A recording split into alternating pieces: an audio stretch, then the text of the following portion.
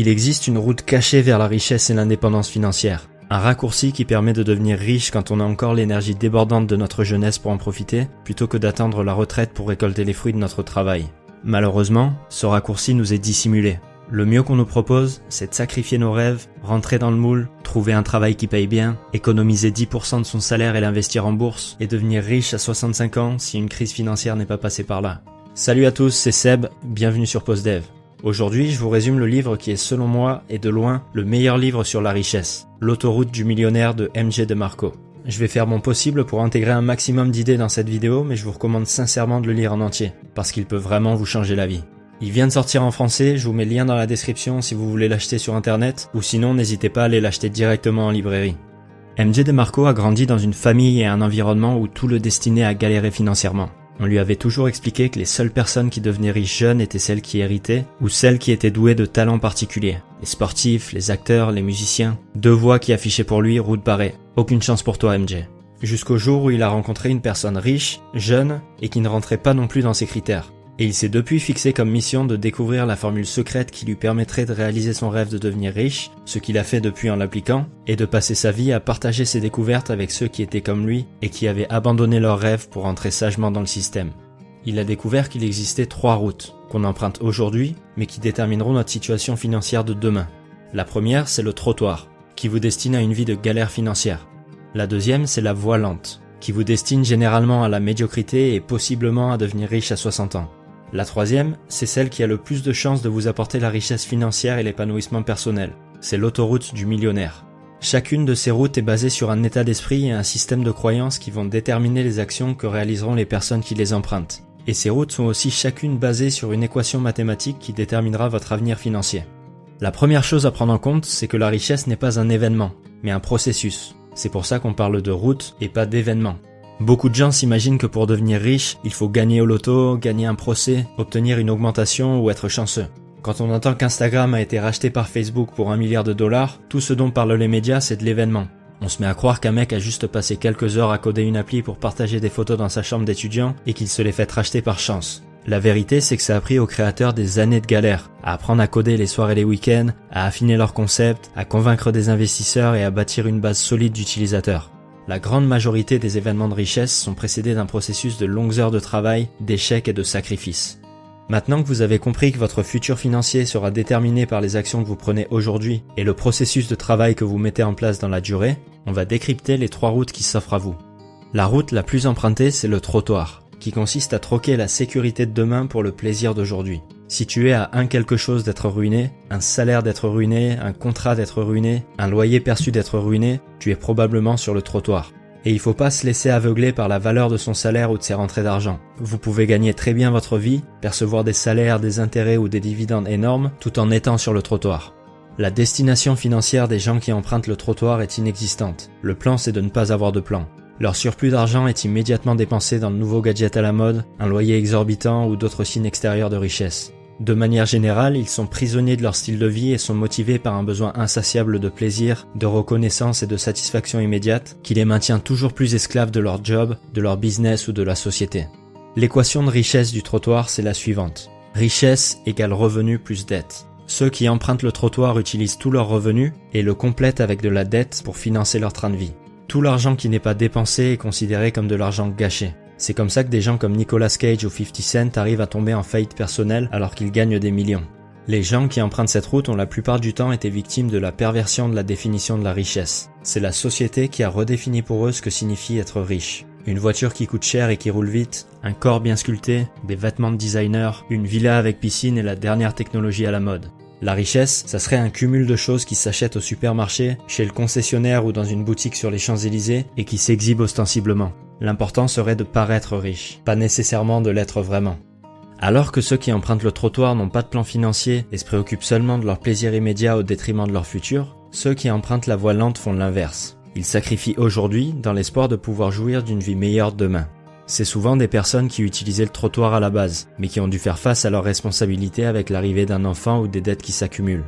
Mais c'est aussi souvent des gens très sérieux quant à leur futur, qui ont écouté des personnes de confiance, les profs, les amis, les parents, répéter les mensonges qu'ils avaient eux-mêmes entendus toute leur vie. Si tu veux réussir, endette-toi pour financer une école avec un diplôme reconnu, trouve un travail qui paye bien et avec un maximum d'avantages, fais un maximum d'heures sup, gravis les échelons, investis en bourse pour t'enrichir et serre-toi la ceinture. Le problème, c'est que quand on utilise cette voie et que le monde connaît une crise financière, le plan ne tient plus debout. Quand vous êtes remplacé par un robot ou un petit Pakistanais qui fait le même travail que vous pour un dixième du prix, que les marchés financiers perdent 60% de vos économies, ou que le marché de l'immobilier chute et efface la moitié de votre capital, le plan tombe à l'eau. Avoir un plan qui repose entièrement sur des circonstances hors de notre contrôle, c'est parfois pire que de ne pas avoir de plan du tout. Pour comprendre les limites de la voie lente, il faut analyser l'équation de richesse sur laquelle elle est basée. Cette équation est toujours fonction de deux variables. Votre source primaire de revenus, c'est-à-dire comment vous gagnez principalement votre argent, ici c'est par un salaire, et votre accélérateur de richesse, c'est-à-dire comment vous faites fructifier cet argent. Généralement, sur la voie lente, c'est par les marchés financiers. Le problème, c'est que ces deux éléments reposent sur ce qu'on appelle des variables limitées et incontrôlables. Ces variables sont fondamentalement limitées et le contrôle que vous avez sur elles aussi. Si on s'intéresse à la première variable, le salaire, on l'obtient en multipliant le salaire horaire par le nombre d'heures travaillées. D'abord, le nombre d'heures travaillées est naturellement limité par le nombre d'heures dans une journée. Vous pouvez travailler 12 heures par jour, 24 si vous êtes un robot, mais difficilement plus. Pour ce qui est de votre salaire horaire, c'est la même chose. Vous pouvez certes espérer gagner un peu plus chaque année, mais vous ne passerez jamais de 2 000 € par mois à 200 000. Votre source de revenus primaire est donc naturellement limitée, car les deux variables qui la composent sont limitées, et vous avez de toute façon peu de contrôle sur elles. Ensuite, si on s'intéresse à la deuxième variable de l'équation, l'accélérateur préféré de la voie lente, les marchés financiers, on en comprend également les limites. L'idée défendue est que 10 000 € investis aujourd'hui vaudront des millions dans 40 ans grâce à l'effet cumulé. L'effet cumulé, c'est l'idée selon laquelle les capitaux investis génèrent des intérêts ou une plus-value, qui généreront eux-mêmes une plus-value dans la durée, et se cumuleront pour former des sommes importantes. L'effet cumulé est un bon moyen de préserver ou de développer un capital déjà important, mais il est très limité pour de petites sommes. Si vous investissez 10 millions en bourse, vous pouvez générer des intérêts énormes, mais 10 000 € investis sur 40 ans à 5% ne vaudra que 70 000 € dans 40 ans, sans compter l'effet de l'inflation. Pas vraiment de quoi faire rêver. Et tout comme votre salaire, cette variable est entièrement dépendante du passage du temps, qui est naturellement limité et sur lequel vous n'avez aucun contrôle. Si vous regardez cette vidéo, c'est certainement que vous voulez prendre le contrôle de votre destin financier, et éviter autant que possible de le mettre entre les mains d'une entreprise ou des marchés financiers. Vous avez compris que si vous voulez devenir riche, vous devez pouvoir contrôler les variables de votre plan financier, et que celles-ci ne soient pas fondamentalement limitées. Travailler dur à l'école, trouver un bon job, dépenser moins et faire des heures sup pour gagner plus peut faire partie du plan, mais ça ne doit pas être votre plan. Heureusement, il existe une troisième voie, qui repose, elle, sur des variables illimitées et contrôlables, et qui crée donc un environnement optimal pour devenir riche. Quand un mec développe une application mobile et la vend 50 000 fois, il emprunte l'autoroute. Quand un mec lance une barre protéinée et se voit offrir 15 millions pour son entreprise, il emprunte l'autoroute. Celui qui invente un nouveau jeu de société et en vend 500 000 sur Amazon, celle qui écrit une série de romans et en vend des millions, ou celle qui a créé un blog sur sa passion et le vend 4 millions 3 ans plus tard à une grosse boîte aussi. D'abord, ceux qui empruntent cette voie ont une façon différente de définir la richesse. Le titre de ce livre est volontairement accrocheur. Il attire l'attention de ceux qui veulent gagner des millions pour leur montrer que la richesse financière n'est en vérité qu'un simple outil qui aide à entretenir les trois éléments fondamentaux de la vraie richesse: les relations, la santé et la liberté. La richesse, c'est avoir une famille, des amis et une communauté qu'on soutient et qui nous soutiennent et avec qui on prend plaisir à passer du temps. C'est être en bonne santé et avoir de l'énergie pour profiter de sa vie pleinement et avoir la liberté de la vivre comme on l'entend. Le problème, c'est quand on cherche à paraître riche sans vraiment l'être, parce qu'on se prive en même temps de tout ce qui fait la vraie richesse. On vit au-dessus de ses moyens pour donner l'impression qu'on a réussi, ce qui nous rend totalement dépendants d'un salaire pour lequel on est obligé de travailler 5 jours par semaine pendant toute notre vie, qui soustrait par la même occasion autant qu'on a pour prendre soin de sa santé et de son entourage. On devient prisonnier de notre style de vie, et plus on achète de choses pour entretenir cette façade, plus notre peine s'alourdit.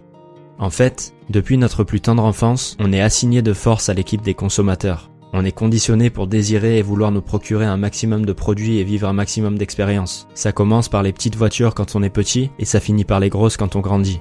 Pour changer de voie et emprunter l'autoroute, il faut commencer par changer de mentalité et rejoindre l'équipe des producteurs, c'est-à-dire ceux qui créent de la valeur plutôt que de la consommer. Plutôt que de chercher à acheter une nouvelle télé à moins 50% dont t'as pas besoin, réfléchis à ce que toi tu pourrais créer comme valeur pour les autres. C'est pas facile, mais une fois que vous voyez le monde du point de vue du producteur, vous devenez tout de suite beaucoup moins sensible à la pub et aux tentations en général, et les opportunités commencent à vous paraître beaucoup plus nombreuses et beaucoup plus claires. Et l'ironie dans tout ça, c'est que quand vous focalisez votre énergie sur la production, vous vous mettez rapidement à gagner de l'argent, ce qui vous permet de consommer comme vous l'entendez. Quand je parle de produire, ça doit pas nécessairement être un produit physique. Il y a une quantité de produits immatériels que vous pouvez créer. Vous pouvez par exemple produire de l'information en créant un blog sur votre expertise, un logiciel, un album de musique ou un livre numérique. Comme j'en parlais dans la vidéo Père riche, Père pauvre, si vous focalisez d'abord votre énergie et votre argent sur la création d'actifs, comme une chaîne YouTube, une entreprise ou tous les autres systèmes qui permettent d'apporter de la valeur à un grand nombre de personnes, cet investissement vous reviendra décuplé. La plupart des gens s'y prennent à l'envers. Vous devez d'abord produire avant de chercher à consommer. Les producteurs deviennent riches, les consommateurs restent pauvres. Pour comprendre le pouvoir de l'autoroute du millionnaire, il faut encore une fois s'intéresser à l'équation sur laquelle elle repose. La source primaire de revenus sur l'autoroute, c'est le profit net que vous générez.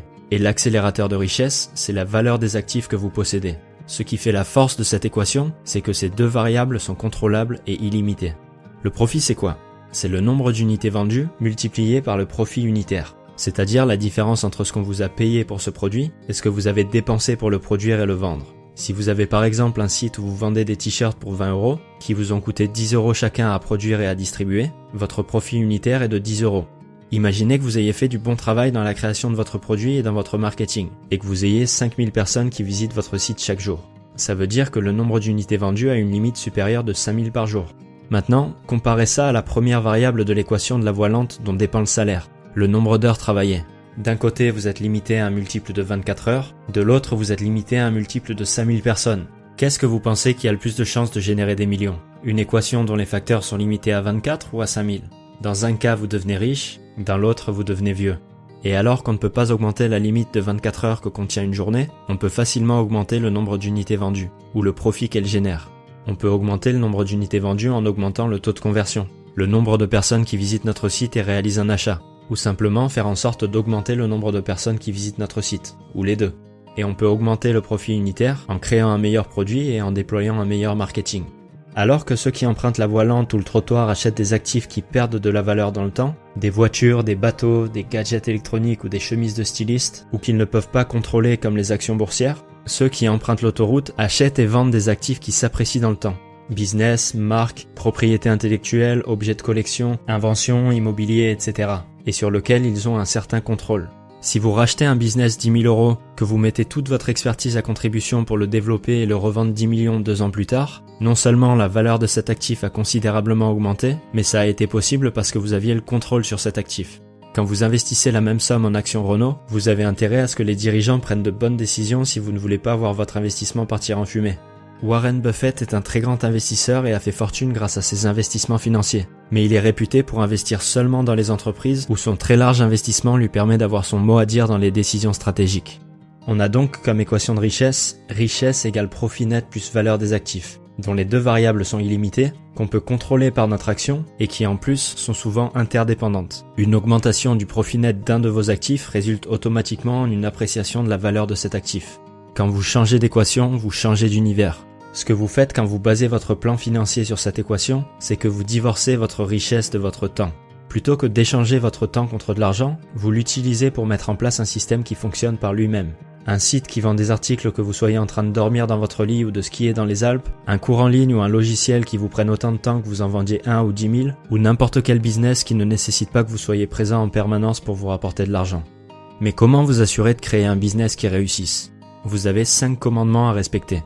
Le plus vous en respecterez, le plus vous aurez de chances de créer un business qui impacte des millions de gens et vous rapporte des millions par la même occasion. Même si c'est possible d'y arriver sans respecter tous les commandements, vous devez viser à tous les satisfaire pour limiter un maximum les risques et accroître un maximum vos chances de réussir. Le premier commandement, c'est celui du besoin. La seule raison d'être d'un business, c'est de résoudre un problème. Si vous voulez que votre business réussisse, mettez-vous à la place des gens et demandez-vous ce dont ils pourraient avoir besoin. Quelle valeur pouvez-vous leur apporter ? Est-ce que vous pouvez les éduquer, les faire se sentir mieux, leur faciliter la vie, les inspirer? Le deuxième commandement, c'est le commandement de l'entrée. Plus les barrières à l'entrée sont limitées dans un secteur, plus la concurrence y sera forte. Si tout ce qui est nécessaire pour lancer votre affaire, c'est de remplir un formulaire en ligne et vous êtes prêt à démarrer, vous allez probablement vous fourvoyer. Pensez à ça la prochaine fois que vous galérez à monter votre affaire. Rappelez-vous que c'est précisément cette difficulté qui vous donnera un avantage sur les autres. Le troisième commandement, c'est celui du contrôle. Vous devez bâtir votre business sur un terrain ou une plateforme qui vous appartient. Si un simple changement d'algorithme Facebook ou un changement des conditions de paiement d'Amazon remettrait en cause tout votre business model, vous violez le commandement du contrôle. Si quelqu'un ou une entreprise peut appuyer sur un bouton et instantanément détruire votre business et l'emploi de tous les gens qui travaillent pour vous, vous jouez à la roulette russe non seulement avec votre vie mais aussi avec la leur. Le quatrième commandement, c'est celui de la portée.